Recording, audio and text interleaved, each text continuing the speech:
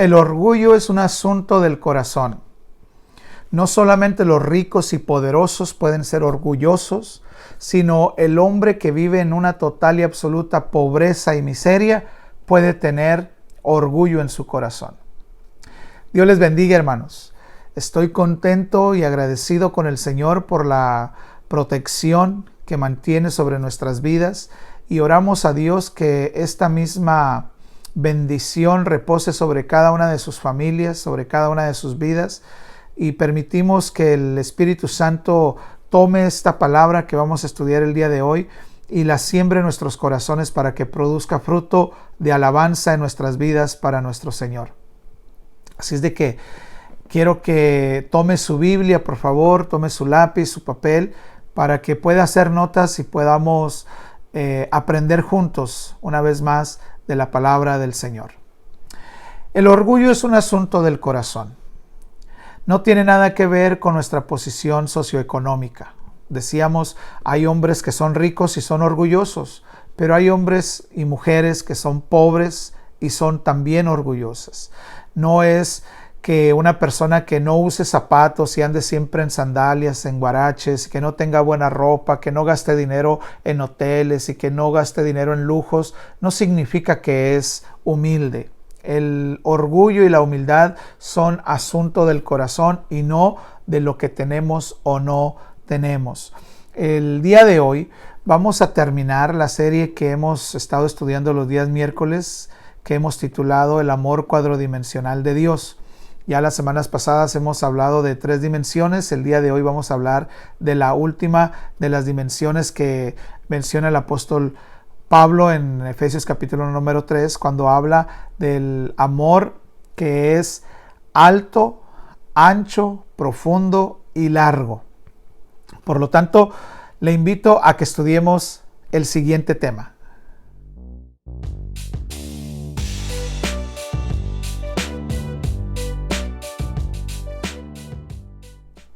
Alguien dijo, el carácter es el que nos mete en problemas, pero el orgullo es el que nos hace permanecer en ellos.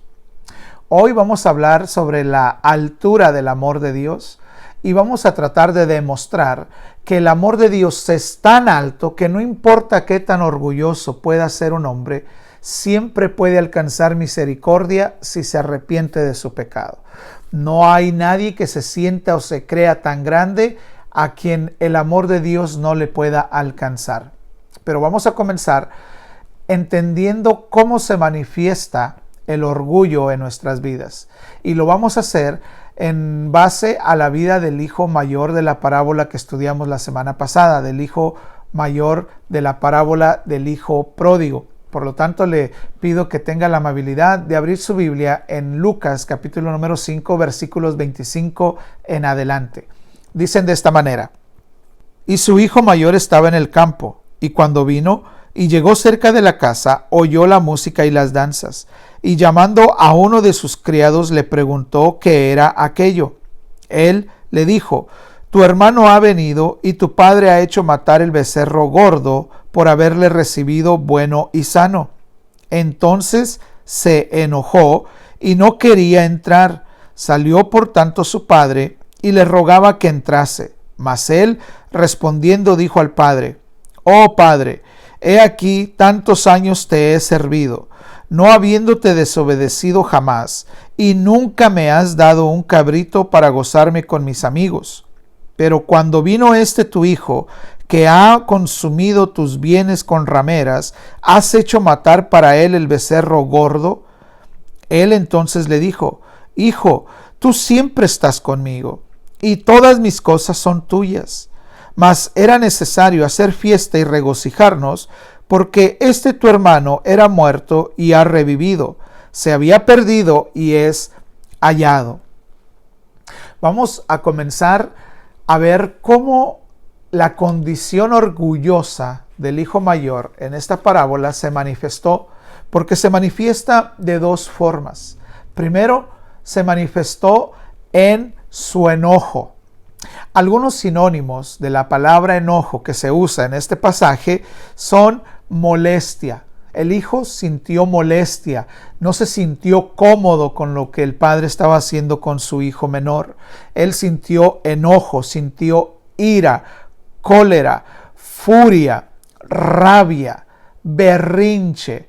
Esta palabra berrinche es muy importante, o este sinónimo es muy importante, porque más adelante vamos a ver que esta acción del hijo mayor es simple y sencillamente inmadurez.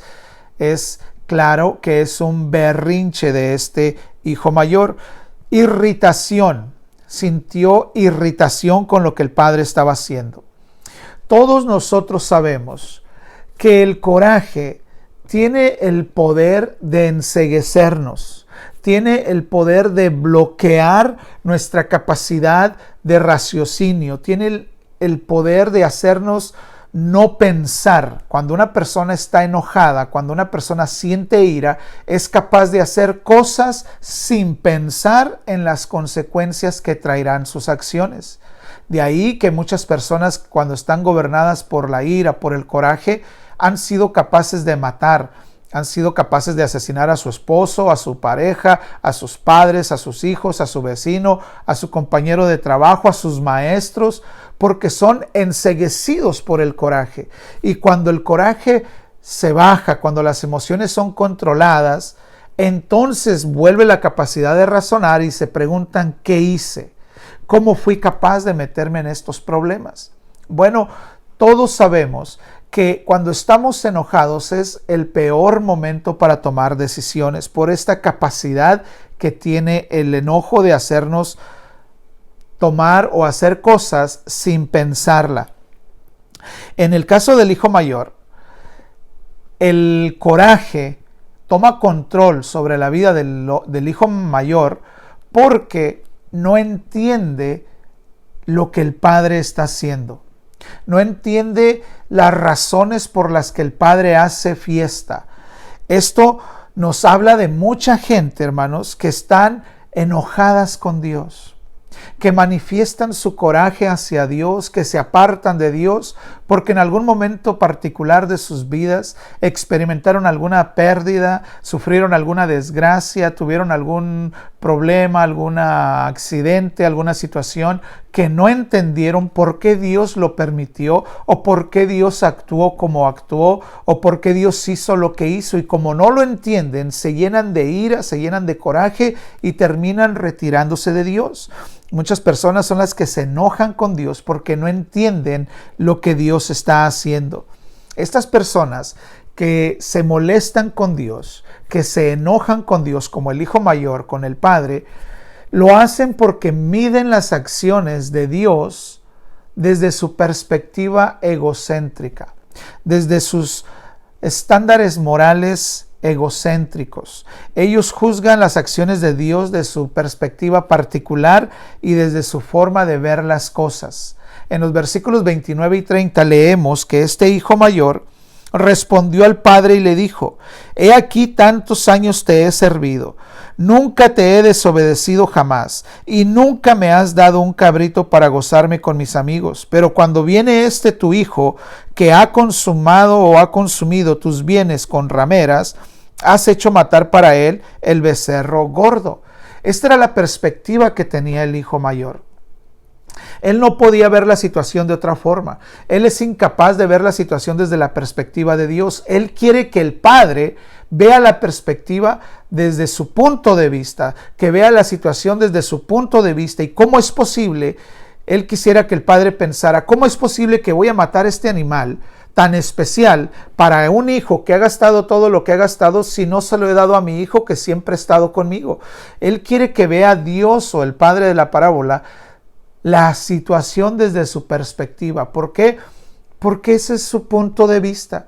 Y él no puede entender que alguien no pueda ver las cosas como las ve él, y especialmente su padre. Entonces, al no ser capaz de entender estas cosas, él reacciona con inmadurez. Esto es propio de un niño. Por eso decíamos la importancia del sinónimo berrinche, porque es precisamente lo que hacen los niños cuando no entienden lo que está pasando. En el desarrollo infantil, cuando un niño no se ha desarrollado, pues su corteza frontal del cerebro no ha desarrollado, no ha alcanzado la capacidad de razonar. Y si tú le dices a un niño, te voy a dar 2 galletas, pero nomás le das una, es capaz de hacerte un berrinche.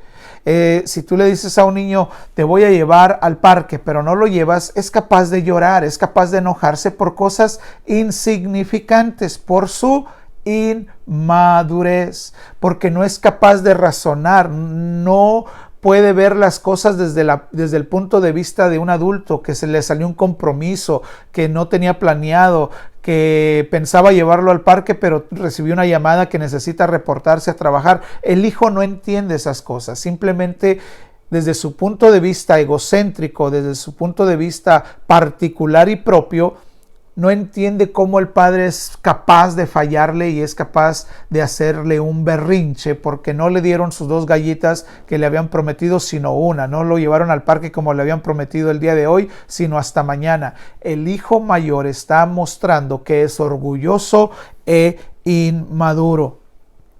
Cuando nosotros alcanzamos la adultez, nuestro cerebro alcanza su capacidad total, somos capaces de razonar. Nosotros los matrimonios, ¿cuántas veces hemos apoyado la decisión de nuestra pareja sin tener todos los detalles en nuestra mano, sin entender por qué tomó esa decisión? Muchas son las ocasiones en que yo y mi esposa hemos tomado decisiones para con nuestras hijas, y cuando nuestras hijas van y le preguntan al otro sobre la decisión que hemos tomado, nos toca simplemente respaldar la decisión porque sabemos que si uno de nosotros ha tomado esa decisión es porque la ha pensado, tendrá sus razones por las que ha tomado esa decisión y simplemente nos toca a nosotros respaldar. Ya después preguntaremos y después obtendremos los detalles, pero en el momento nos toca simplemente respaldarnos unos a otros. ¿Cuánto más no debemos hacer nosotros lo mismo para con Dios? ¿Cuánto más nosotros los hombres no debemos respaldarle y darle un voto de confianza a Dios con lo que Él permite, con lo que Él hace, sabiendo que es mucho más sabio y mucho más poderoso que nosotros? Nosotros debiéramos de entender que lo que Dios no hace, pero permite que suceda, lo puede usar para nuestro beneficio. Esta situación, yo no sé si Dios la hizo o Dios la permitió, pero lo que sí sé es que Romanos 8:28 me dice que a los que le amamos a Él, todas las cosas nos pueden servir para bien. Por lo tanto, no importa en la situación en la que nos encontremos, debemos de confiar en que Dios es poderoso para hacer lo mejor para nosotros en medio de toda situación. Y de las situaciones que Dios hace, que Dios toma la iniciativa y Él mismo las hace, pues entonces tenemos que confiar en que es lo mejor para nosotros, porque dice Romanos 12:2 que su voluntad es agradable, perfecta y es buena para nosotros.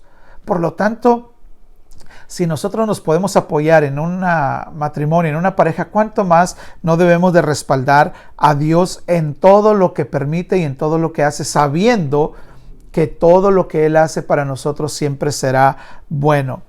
Entonces, el enojo del hijo mayor es mayor, es más grande, es más alto que su sentido de responsabilidad hacia la obediencia del padre. El hijo, cuando llegó a la casa, dice que llamó a un siervo, y el siervo, porque sabía quién era el hijo, vino, se sujetó a la autoridad. De la misma forma que el padre hubiera llamado al hijo mayor, era suficiente razón para que el hijo entrara a la casa. Que el padre le llamara era simplemente suficiente para que el hijo le obedeciera. No le iba a obedecer porque entendía lo que estaba sucediendo. No le iba a obedecer porque tal vez estaría de acuerdo con lo que está haciendo. Simplemente le va a obedecer porque es el padre. Porque es el que lo está llamando, porque es el que le está invitando a entrar, es el que le está ordenando que entre, y por eso debió haber entrado. Sin embargo, el hijo se jacta de algo que no es verdad. Él le dice: oh padre, yo nunca te he desobedecido. ¿Y qué es lo que está haciendo en ese preciso momento? Está desobedeciendo al padre. Se jacta de algo que no es verdad. Él está autoengañado en una justicia falsa, en una autojusticia que no es real.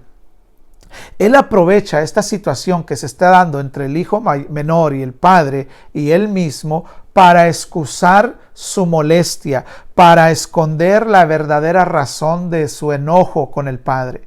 Porque aparentemente el hecho de que no entendiera o no estuviera de acuerdo con lo que el padre estaba haciendo con el hijo menor era simplemente una excusa de lo que realmente había en su corazón.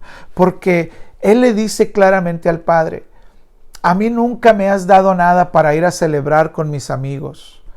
Es decir, yo quiero que usted note que el hijo quería regocijarse lejos del padre. Su alegría estaba lejos de casa. El hijo menor tuvo la valentía, pecaminosa, sí, equivocada también, pero por lo menos tuvo la honestidad de venir con el padre y decirle: no quiero estar aquí, me quiero ir. Y después recapacitó y regresó a casa. Pero este hombre, este hijo mayor, siente y piensa exactamente lo mismo que el menor, pero no se ha atrevido a hacerlo. Es decir, vivía con el padre con un sentimiento de molestia hacia el padre. No estaba disfrutando de estar en casa, no estaba disfrutando de la presencia del padre. Él también estaba enojado con el padre de alguna manera y está aprovechando esta situación para excusar, para esconder y ahora manifestar lo que realmente hay en su corazón. ¿Desde cuándo el hijo tendría estos pensamientos en su vida? ¿Desde cuándo el hijo estaría pensando: cómo es posible que mi padre ni siquiera considere regalarme un cabrito para celebrar con mis amigos? ¿Cómo es que mi padre es tan tacaño para no darme a mí un animal para ir a hacer una fiesta y alegrarme con todos mis conocidos? Él no sé desde cuándo tendría esto en su corazón. Sin embargo, el orgullo hace que acuse al padre de ser favoritismo, de practicar el favoritismo. Acusa al padre de manera injusta de tener un hijo favorito cuando no es así.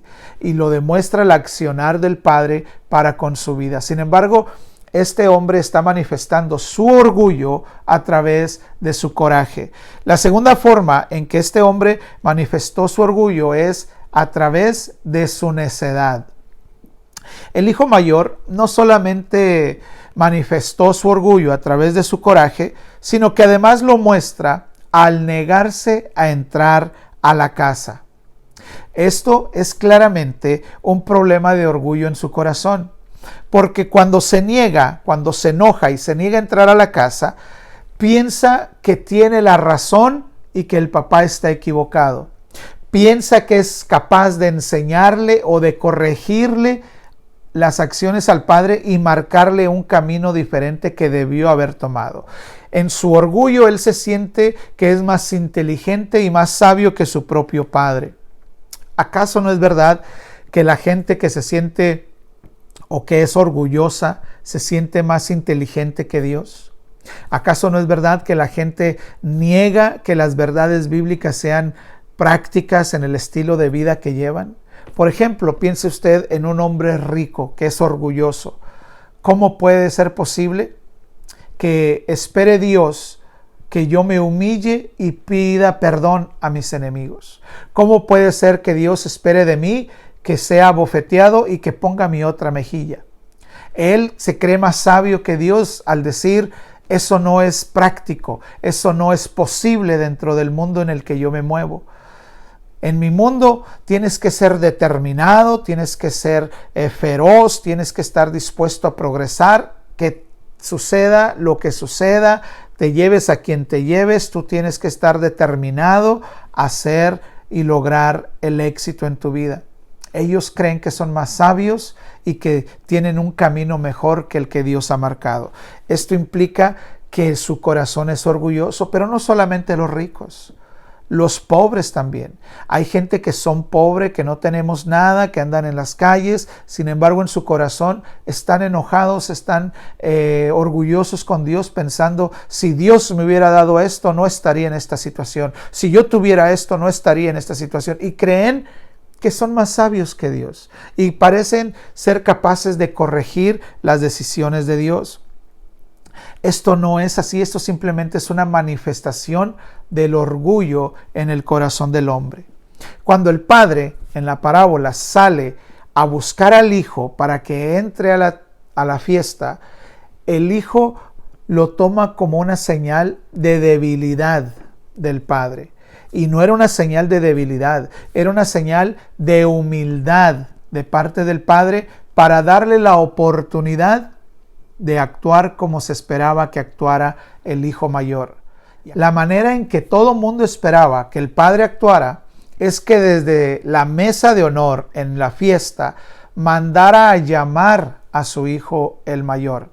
Lo mandara a llamar con un siervo y que con el solo hecho de que el hijo llamara o escuchara que el padre le estaba llamando, él debería de entrar y sentarse con el padre y estar como representante de la familia en medio de la fiesta junto al padre.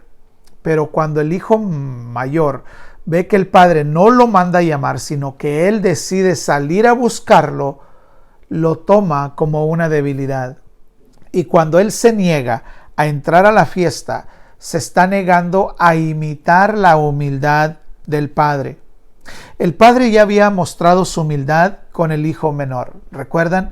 Era inapropiado para un anciano salir corriendo a recibir a un hijo perdido. Nadie esperaba que actuara de esa forma. Sin embargo, en su amor por su hijo, se humilla de esa manera y empieza a correr, se le lanza al cuello y lo empieza a abrazar. El padre ahora se está humillando al salir de la fiesta y venir y rogarle al hijo que entrara a la fiesta. La intención del padre es clara.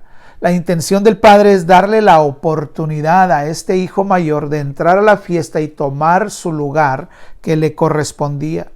Porque en una situación así, en una discordia, en algún problema, en algún pleito familiar, en la cultura del Medio Oriente, en los tiempos del Señor Jesucristo y algunos países hasta el día de hoy, cuando hay un problema familiar, el familiar más cercano a los que tienen el problema debe de funcionar o debe de ejercer como intercesor, debe de buscar la forma de que las dos partes se reconcilien. Cuando hay un problema, las dos partes no deben de tener una comunión directa, sino que un tercer pariente debe de ir a hablar con ver su punto de vista y regresar con traer el mensaje y él lograr que los dos lleguen a un punto medio y cuando se reúnan, simplemente se reúnan ya para reconciliarse. Y ese era el papel que el padre, la casa, la hacienda y la sociedad esperaban que el hijo mayor tuviera en esta fiesta. Entonces, al negarse a entrar a la fiesta, está negándose a fungir como lo que todo mundo esperaba que él sirviera delante del padre. En una situación así, el padre debería de estar sentado en la mesa de honor con los invitados y el festejado, y el hijo mayor debería de estar a la par del padre por un momento, sentado entre las personas más importantes de la fiesta, y en un momento preciso de la fiesta se esperaba que esa persona, ese hijo mayor, se pusiera en papel de jefe de los camareros, el jefe de todos los sirvientes, y sirviera personalmente a los invitados especiales y al festejado. Eso se esperaba del hijo mayor, porque el padre tenía que dejarles saber a los invitados: miren, ustedes son tan especiales, son tan importantes, que pongo a mi hijo mayor a servirles y es el mayor honor que les puedo dar. Pero cuando el hijo se niega, está negándose a honrar al padre delante de los demás y está negándose, por supuesto, a servir a su hermano menor. Por eso es de que él no quería entrar, porque él conocía perfectamente lo que se esperaba de él en medio de la fiesta y él no estaba dispuesto a humillarse, a servir a los invitados y no estaba dispuesto a servir a su hermano. Sin embargo, también del padre, repito, se esperaba que él no fuera a buscar al hijo, sino que él lo fuera a llamar, o lo mandara a llamar, mejor dicho. Y se esperaba que si el hijo no venía al llamado del padre, no asistía, no atendía el llamado del padre, entonces todo el mundo esperaba una severa corrección al hijo mayor. ¿Se recuerdan ustedes de Vasti en el libro de Esther? Cuando el rey está en esta fiesta con todos sus invitados, con todos los príncipes, y manda a llamar a Vasti. Cuando ella se niega a entrar a la fiesta, todos los príncipes y los consejeros del rey se sienten ofendidos, se sienten maltratados por la reina Vasti y esperan una corrección, esperan un castigo ejemplar de parte del rey. Por eso es de que todo el mundo le da el consejo y le dice: tienes que destituirla, tienes que quitarla, porque no solamente te ha faltado el respeto a ti, te ha faltado el respeto a todos tus invitados en público. Por lo tanto, una cosa quedaba por hacer: quitarle la corona, el reino y la posición a Vasti. Lo mismo está sucediendo en la parábola del hijo pródigo. Cuando el padre mandó a llamar al hijo y él se negó a entrar, se esperaba que el padre lo castigara. Sin embargo, la humildad del padre queda en manifiesto cuando él mismo va y busca a su hijo. La humildad del padre, el amor del padre queda en manifiesto cuando él no toma en cuenta a los invitados, o es capaz de levantarse de su mesa de los invitados para ir a buscar a su hijo. No era bien visto, como tampoco era bien visto que hubiera corrido, pero él estaba dispuesto a hacerlo para permitirle a su hijo mayor tomar su posición dentro de la fiesta. El padre vemos que está actuando sin un motivo egoísta. No está pensando en sí mismo, no está pensando en lo que van a decir de sí, no está pensando en lo que va a decir la gente por su forma de actuar. Lo único que a él le interesa es que sus dos hijos estén completamente restaurados y en la posición que deben de tener, como Dios. Dios hace cosas que muchas veces no entendemos, y muchas cosas que a veces no nos gustan, y muchas cosas que a veces simplemente no le encontramos ningún propósito, pero tenemos que confiar en que el Señor siempre hará lo mejor para nosotros. Ahora, aquí vemos el orgullo en su máxima expresión, a través de su coraje, a través de su ira y a través de su negativa a entrar, a imitar la humildad del a imitar la humildad del padre y servir a su hermano menor. Vemos el orgullo de este hombre que es incapaz de perdonar a su hermano y es también incapaz de obedecer al padre. Es decir, este hombre se siente que es demasiado grande para servir a los demás. Está en una posición demasiado alta. Sin embargo, el amor de Dios es tan alto que le da la oportunidad de arrepentirse. Aquí es donde la altura del amor de Dios queda manifiesta, que no importa qué tan grande se sienta un hombre o qué tan grande sea su enojo, Dios siempre va a hacer lo que esté de su parte para permitirnos recapacitar, que corrijamos, que nos bajemos de ese pedestal egoísta y orgulloso y que imitemos su sencillez y su humildad. La altura del amor de Dios consiste en dos cosas. El amor de Dios es tan alto que se muestra paciente para todos aquellos que por alguna razón están enojados contra Dios y está esperando a que reaccionemos. Está esperando a que volvamos a entender y ser capaces de darle la confianza a Dios, que todo lo que hace es bueno para nosotros. El amor de Dios es tan alto que se muestra humilde para tratar con los orgullosos, rogándonos y dándonos la oportunidad de aprender de Él, que seamos mansos y humildes. En 2 Corintios 5:20 dice el apóstol Pablo que Dios ruega a través de nosotros para que a la gente se arrepienta. Imagínense la sencillez, la altura del amor de Dios, que se hace tan sencillo para rogarnos aquellos que pueden estar enojados y que se sienten tan grandes delante de Dios. El Padre rogándonos para que nuestra actitud orgullosa cambie.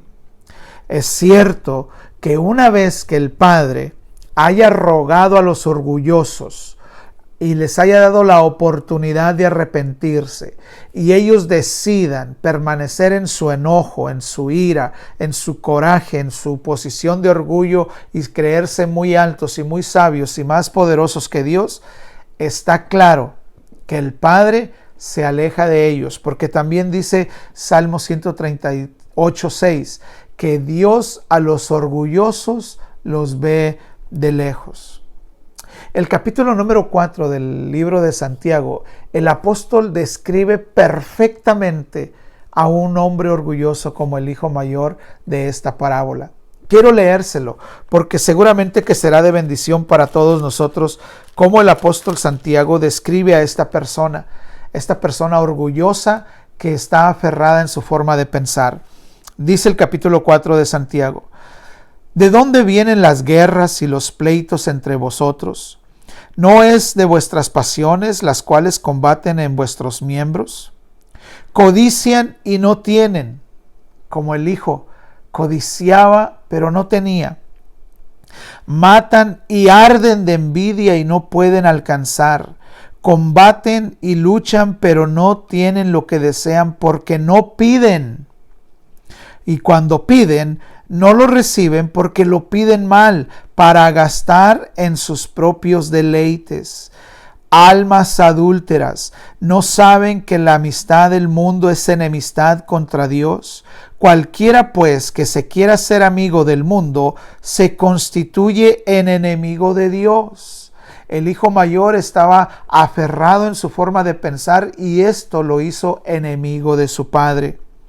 ¿O piensan que la Escritura dice en vano, el Espíritu que Él ha hecho morar en vosotros nos anhela celosamente? Pero él da mayor gracia. Por eso dice, Dios resiste a los soberbios y da gracia a los humildes. Someteos pues a Dios, resistir al diablo y huirá de vosotros. Acérquense a Dios y Él se acercará a vosotros. Pecadores, limpien las manos, y ustedes los de doble ánimo purifiquen sus corazones.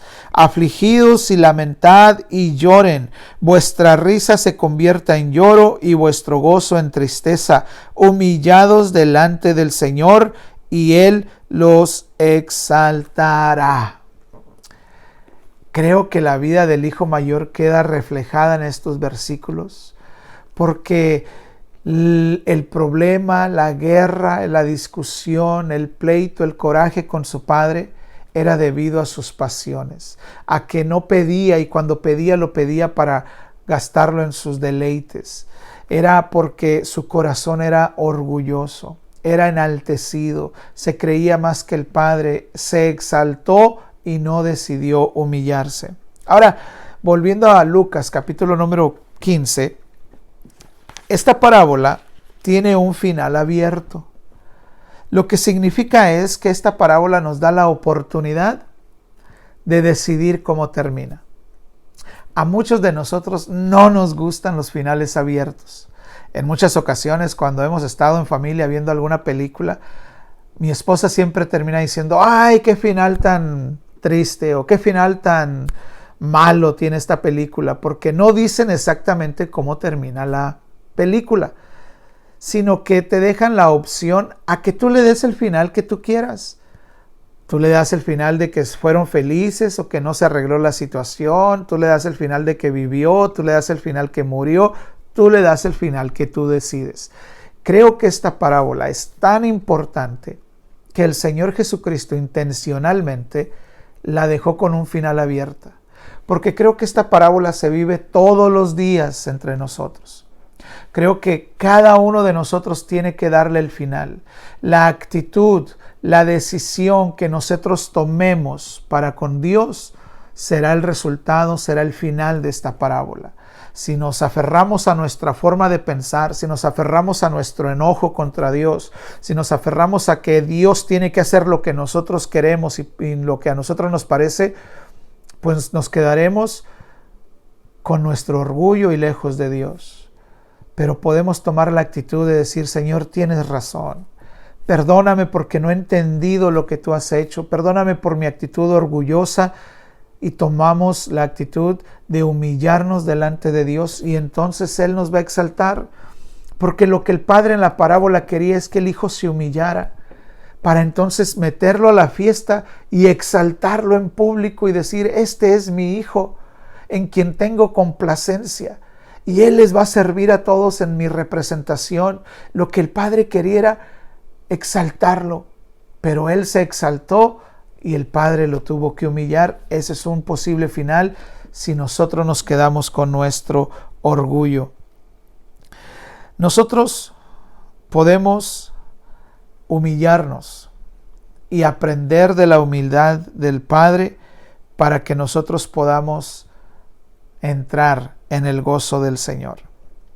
Creo que podemos concluir entonces que el orgullo puede manifestarse de dos maneras: a través del enojo, cuando el enojo es muy grande para con Dios por no aceptar, por no entender o por no aprobar sus acciones por nuestra perspectiva egocéntrica e inmadura. El orgullo también se manifiesta a través de sentirnos muy grandes y dignos de que Dios nos ruegue, nos insista y espere hasta que nosotros querramos reaccionar. Esas son las dos manifestaciones que podemos ver en el orgullo. Podemos concluir que la altura de Dios o la altura del amor de Dios se manifiesta al contrarrestar estas dos acciones de dos maneras. Primero, con paciencia. El que Dios nos tenga paciencia y nos espere y tenga la paciencia de explicarnos a través de su palabra para que se baje nuestro coraje, es un acto de humildad extraordinario de parte del Señor. Y contrarresta nuestro orgullo egocéntrico. La paciencia del Señor es una acción del amor tan alto de parte de Dios. El amor, la altura del amor de Dios queda manifiesto a través de su humildad al tomarse el tiempo necesario de hacernos entrar en razón para que nosotros mismos logremos imitar su humildad. Que Dios se humille a tratar con un orgulloso e invitarlo a que reaccione. Es un acto de humildad de parte de Dios. Y nosotros haríamos bien en tomarlo, amarlo e imitarlo. Y por último podemos concluir que al final del día no hay nadie que esté tan enojado con Dios o que sea tan orgulloso como para que el amor de Dios no pueda salvarlos, reconociendo que la decisión final es nuestra. Nosotros decidimos si permanecemos en orgullo o nos humillamos. Si nos humillemos, seremos exaltados. Y si nos exaltamos, seremos humillados. Pero no hay nadie que esté fuera del amor de Dios. El amor de Dios es grande. Hemos estudiado, hemos aprendido cómo el amor de Dios se manifiesta en su anchura, en su largura, en su profundidad y en su altura. Hoy podemos concluir que el amor de Dios realmente es eterno y no hay nadie que pueda estar fuera del amor de Dios. Lo único que nos puede separar del amor de Dios es nuestra decisión a mantenernos en nuestro orgullo y que seamos sorprendidos por la muerte.